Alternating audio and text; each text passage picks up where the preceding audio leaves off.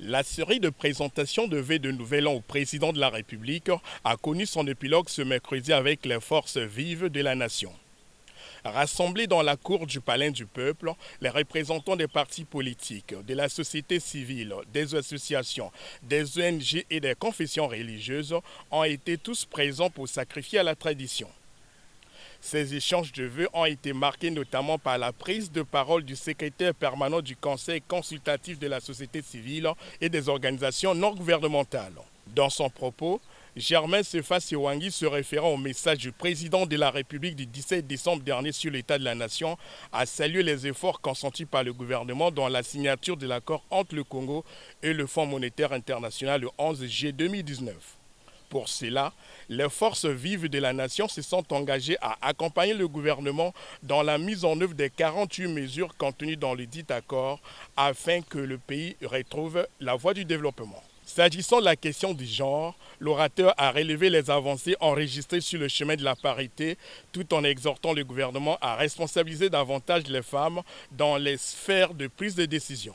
Germain Sefa Sewangui a rendu aussi hommage aux actions menées par le président de la République dans la modernisation du pays, la restauration de la paix dans le pôle, la pacification de l'Afrique et dans la préservation de l'environnement. Les forces vives de la nation ont noté en 2019 le strict respect des accords de cessez-le-feu et de cessation des hostilités dans le département du Pôle.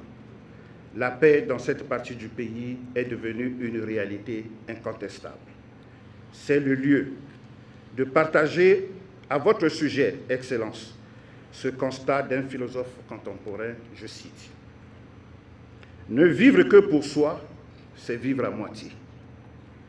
S'intéresser au bien des autres, à la liberté et à la dignité, voire au bonheur universel des êtres humains et agir en conséquence, c'est véritablement vivre. » Fin de citation.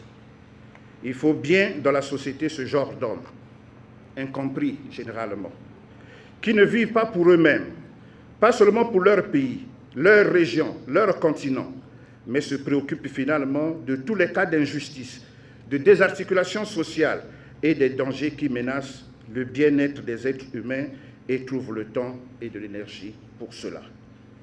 Que votre modestie en souffre. Vous êtes bien, Monsieur le Président de la République, un de ces hommes-là. Les forces vives de la nation ont salué par la même occasion le combat que mène la première dame du Congo, Antoinette Sassou Nguesso, dans la lutte contre la drépanocytose.